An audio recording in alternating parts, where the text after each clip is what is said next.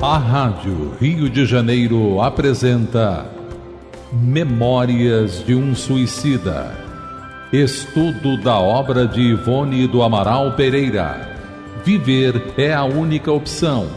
Valorize a vida. Apresentação Berenice Lima. Olá, que bom! Continuando o nosso estudo. E nós vimos no programa passado que o Camilo está descrevendo a chegada nessa colônia, como ele fala, colônia correcional, que é a colônia de Maria de Nazaré. E ele está descrevendo assim com muitos detalhes. E quando a gente vai lendo, parece até alguma coisa como um presídio, né? Mas é mesmo, ninguém vai poder sair de lá. Lá é uma colônia correcional, porque são infratores que desrespeitaram as leis de Deus. Ora, se eles causam mal para eles próprios, o que mais? O que mais eles podem fazer? Né? Então, eles estão assim no nível máximo de causar danos e para eles próprios. Veja que o oposto dessa atitude deles é a proposta triangular de Jesus: amar a Deus sobre todas as coisas e amar ao próximo como a si próprio. Então, o que eles estão fazendo com eles? Nada. Um desamor muito grande, causando esse sofrimento todo para eles. Então, para que eles não causem mais mal para eles, nem para as outras pessoas, porque isso quanto sofrimento ele causou para os amigos, para os familiares, para os amigos espirituais. Então, eles vão agora ficar nesta colônia em tratamento. E o Camilo está descrevendo essa colônia de uma maneira bem interessante. E ele fala assim, olha, não faltava à fortaleza, esse prédio que ele disse que parecia uma fortaleza, nem mesmo a defesa exterior de um fosso, porque ele compara aqueles castelos medievais que tinha aquele fosso em torno do castelo, que era o quê? Era como se fosse aquela água, né? É uma água que aí alguns tinham até jacarés, cobras, ou seja, um lago profundo em torno do castelo. Para quê? Para proteger o castelo. Para ser uma barreira, né? E aí ele continua: uma ponte desceu sobre ele e o comboio venceu o empecilho, fazendo-nos ingressar definitivamente nessa colônia, não isentados, porém, de sérias preocupações quanto ao futuro que nos aguardava. De entrada, notamos pelas imediações numerosas militares, qual se ali se aquartelasse um regimento.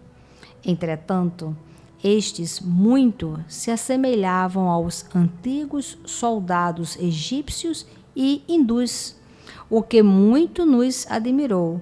Sobre o pórtico da torre principal, lia-se esta outra inscrição, parecendo-nos tudo muito interessante, como um sonho que nos cumulasse de incertezas. E ele leu o quê? Torre de vigia. Então, ele está vendo ali aqueles militares, os lanceiros, porque se faz necessário. Porque essa turminha mesmo aqui, que está chegando com ele, nós vamos analisar ao longo do livro, que mesmo eles, infratores das leis, mesmo sofrendo as consequências da imprudência da tomada de decisão, tem hora que eles vão brigar entre eles mesmos. Por quê?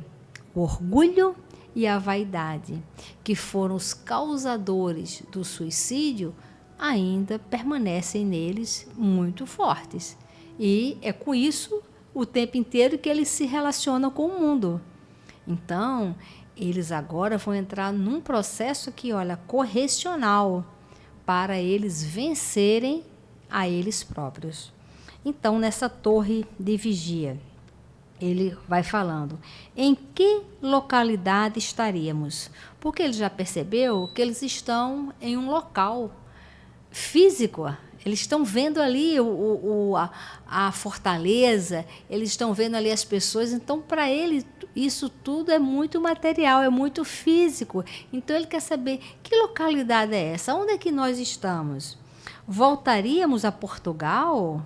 Viajaríamos através de algum país desconhecido, enquanto a neve se espalhava dominando a paisagem? Então, ele estava sem saber aonde que era aquela cidade, em que lugar era aquela cidade. Passamos sem estacionar por esta grande praça militar, certo de que se trataria de uma fortificação guerreira idêntica às da terra. Por que isso? Por que essa praça militar? Porque eles estão vendo esses lanceiros? Porque na nossa vivência, na nossa imagem, são as instituições de ordem. A ordem. Imagina se não existisse o militar, o policial, se não precisasse nada disso. Nos mundos superiores não precisa, mas para nós se faz necessário as leis e nós avançamos na lei. Então, há necessidade das instituições se prepararem para conter, para barrar a nossa ação de imprudência. É exatamente isso que se serve. São instituições com esta finalidade. Mas a corrupção. A corrupção é íntima, é de fórum íntimo. Agora a gente tem que ver o seguinte: eu sou corrupto? Então, nós, na nossa intimidade, é que a gente tem que pensar se nós agimos na corrupção onde nós estamos. Porque a corrupção é do ser humano. A corrupção não é de uma coisa, não é de uma instituição. A instituição ela é formada por seres humanos. Os seres humanos são ou não corruptos. Então, quando ele descreve essa fortaleza e descreve esses homens, né, como essa praça militar, e muitos, às vezes, até com armas, é para o quê? Intimidar e colocar a ordem, se necessário. Então, ele continua: conquanto revestida de indefinível nobreza, inexistente nas congêneres que conhecermos através da Europa, pois não poderíamos, então, avaliar a verdadeira finalidade da sua existência naquelas regiões desoladas do invisível inferior, cercadas de perigos bem mais sérios do que os que poderíamos presumir. Então, eles chamam o invisível inferior, porque é uma região que é para atender esses espíritos nesta inferioridade de vibração, porque eles são o quê? Eles causam mal a eles próprios.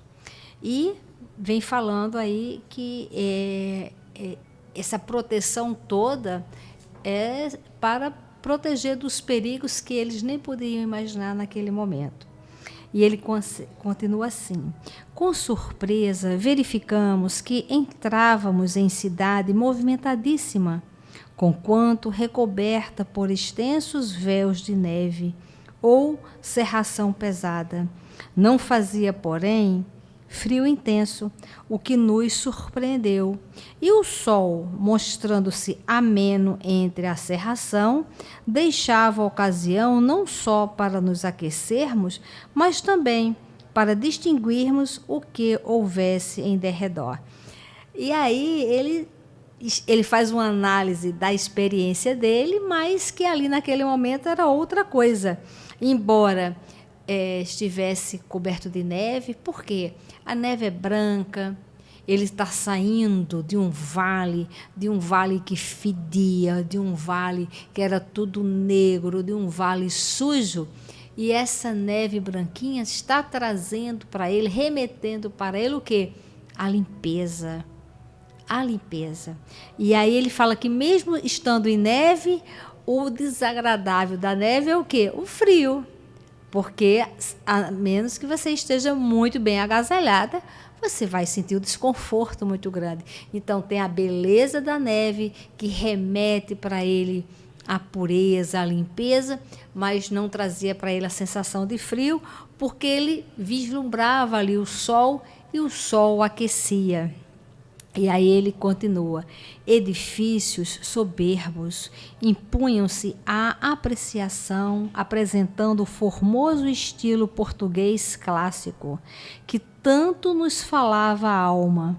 Indivíduos atarefados neles entravam e deles saíam em afanosa movimentação, todos uniformizados, com longos aventais brancos, ostentando ao peito a cruz azul celeste, ladeada pelas iniciais Legião dos Servos de Maria, LSM.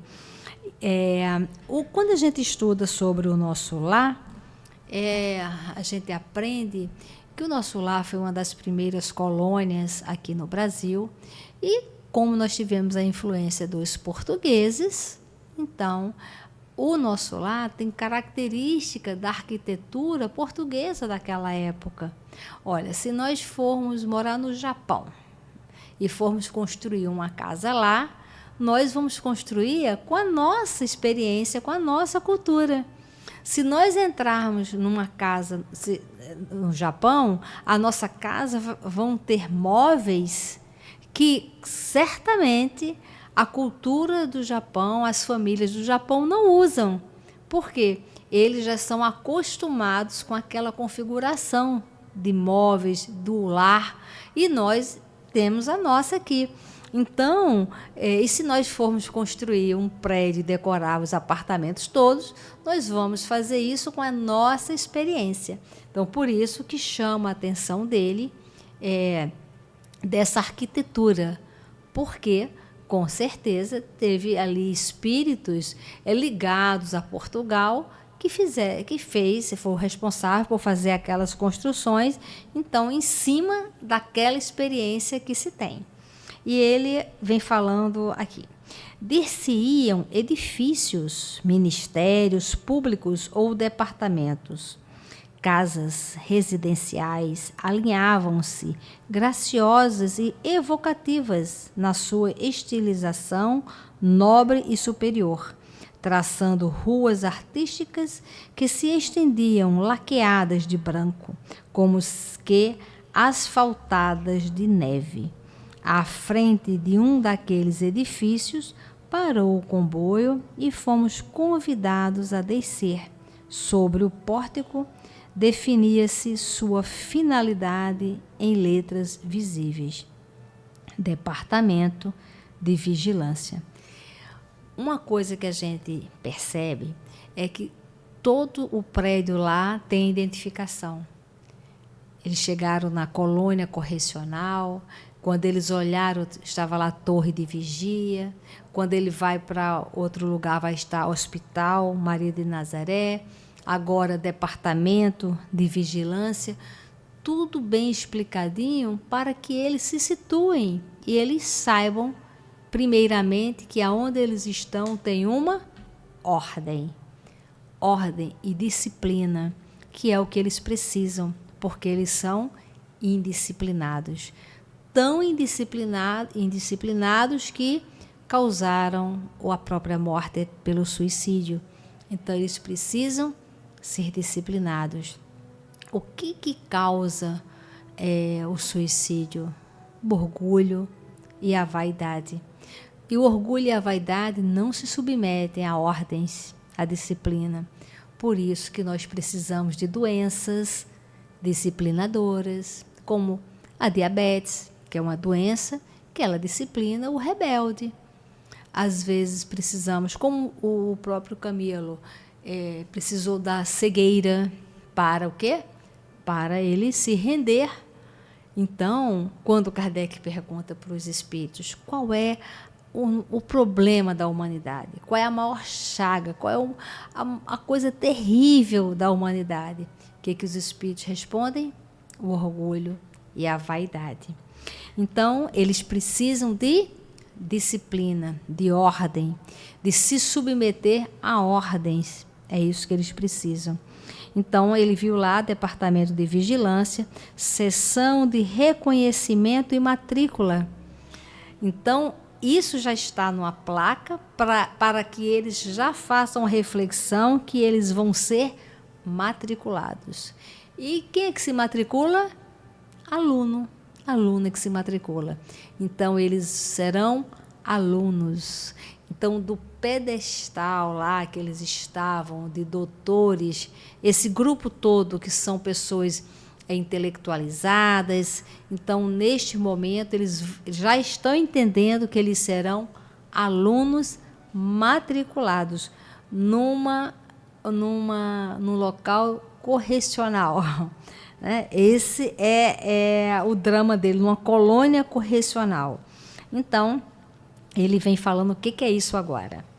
Tratava-se da sede do departamento, onde seríamos reconhecidos e matriculados pela direção, como internos da colônia. Daquele momento em diante, estaríamos sob a tutela direta de uma das mais importantes agremiações pertencentes à Legião, chefiada pelo grande espírito Maria de Nazaré, ser angélico e sublime que na terra mereceu a missão honrosa de seguir, com solicitudes maternais, aquele que foi o Redentor dos homens. Então, gente, a Maria de Nazaré que é responsável. E os livros da Amélia Rodrigues, através da psicografia do Divaldo, aborda muitas situações à época de Jesus. E fala lá, em um dos textos dela, que o Judas, que foi o traidor, mas o Judas, ele traiu primeiro a si próprio. E a dor dele foi tão grande que ele resolveu tirar sua própria vida. E que Maria o acolheu. E a gente vê também nos textos que Jesus também foi até ele, ensinando para nós que quem sabe, quem ama, pode fazer alguma coisa. Quem ama, se liberta. Então, a gente aprende muito quando a gente estuda a doutrina espírita.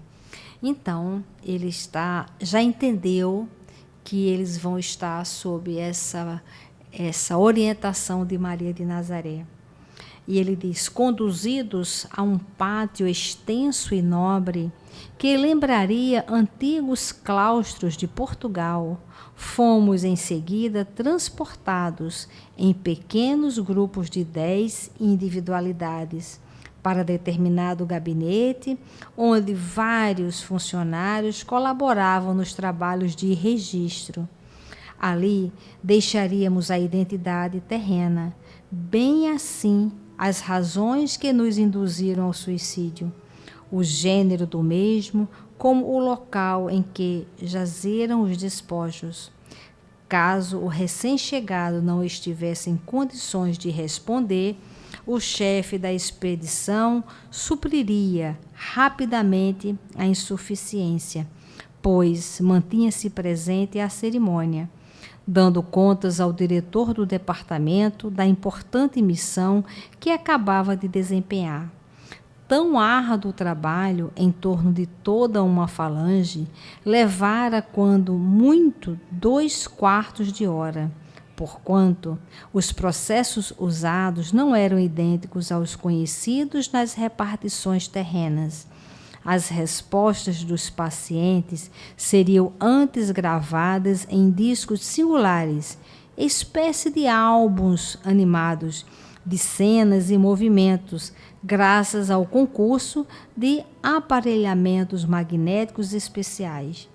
Tais álbuns reproduziriam até mesmo o som de nossa voz, como nossa imagem e o prolongamento do noticiário sobre nós mesmos, desde que posto em contato com admirável maquinismo apropriado ao feito, exatamente como discos e filmes da Terra, reproduzem a voz humana e todas as demais variedades de sons e imagens neles existentes e que devam ser retidos e conservados. Nossa identidade, portanto, era antes fotografada. As imagens emitidas por nossos pensamentos, no ato das respostas às perguntas formuladas, seriam captadas por processo que, na ocasião, escapavam à nossa compreensão. Então, essa matrícula era muito minuciosa, e nessa entrevista, inclusive fotografando o pensamento deles, para quê? Para depois eles fazerem uma análise da evolução. É isso, é para isso. Então, nós podemos usar essa técnica quando a gente começa a estudar a doutrina, antes e depois. O que muda? O que mudou na sua vida? Qual foi o impacto que a doutrina veio para a sua vida, nas suas decisões? E se a gente ler esse livro, nós já vamos dar um passo na nossa maturidade. E cada vez que eu leio esse livro, a primeira vez que eu li esse livro foi em 2002. Então, eu já li várias vezes, várias, e cada vez mais eu encontro detalhes, eu encontro ensinamentos, eu encontro conselhos seríssimos para todos nós.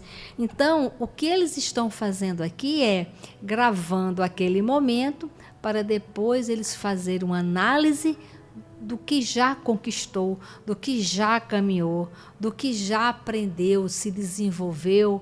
É para isso. E aí ele está dizendo aqui, essa gravação. Hoje, com o nosso celular, fica muito fácil a gente entender. Mas naquela época ele não tinha nem palavras como é que ele ia entender, falar sobre isso. Então ele fala, olha, é como se fosse um filme, é como se fosse o nosso disco, mas é apenas o que? O nosso celular hoje, captando, gravando aquela imagem, aquele som, e já, gente, nós devemos estar com o aparelho para ir fotografar o pensamento, hein? Então, nós temos que treinar, saber o que pensar, porque o pensamento é capturado. E aí ele continua. Durante muito tempo, perdemos de vista as mulheres que conosco haviam chegado ao departamento de vigilância. Os regulamentos da colônia impunham a necessidade de separá-las de seus companheiros de desventura. E mais na frente nós vamos até entender a necessidade dessa separação. E a gente vai entender que esse grupo do Camilo, eles têm algo em comum, porque tudo é pela afinidade. E como eles estão numa colônia correcional e eles vão precisar aprender, então eles estão todos no mesmo nível de necessidade de aprendizado. Então, vai estar, o que tem sempre em comum entre esse grupo? Eles são intelectuais, eles são materialistas, então eles são arrogantes, eles são orgulhosos. Então, a característica do suicídio e a característica da personalidade deles fizeram eles ficarem juntos. E aí ele está falando que as mulheres também, porque lá atrás ele já falou sobre, às vezes, o objetivo do suicídio, quando é de uma mulher, são psiquismos diferentes, com valores diferentes. Embora, tanto o homem quanto a mulher, eles estejam o quê? Contra a lei de Deus. Mas tem motivos e tem espécies de suicídios característicos para o psiquismo, tanto masculino quanto feminino. E aí ele diz, assim sendo, logo à chegada e imediatamente depois da matrícula, foram confiadas às damas funcionárias da vigilância, a fim de serem encaminhadas aos departamentos femininos. Desde, portanto, que nos matriculávamos, éramos separados do elemento feminino. Então, encerramos aqui. Muita paz a todos. A Rádio Rio de Janeiro apresentou Memórias de um Suicida. Estudo da obra de Ivone do Amaral Pereira. Viver é a única opção. Valorize a vida.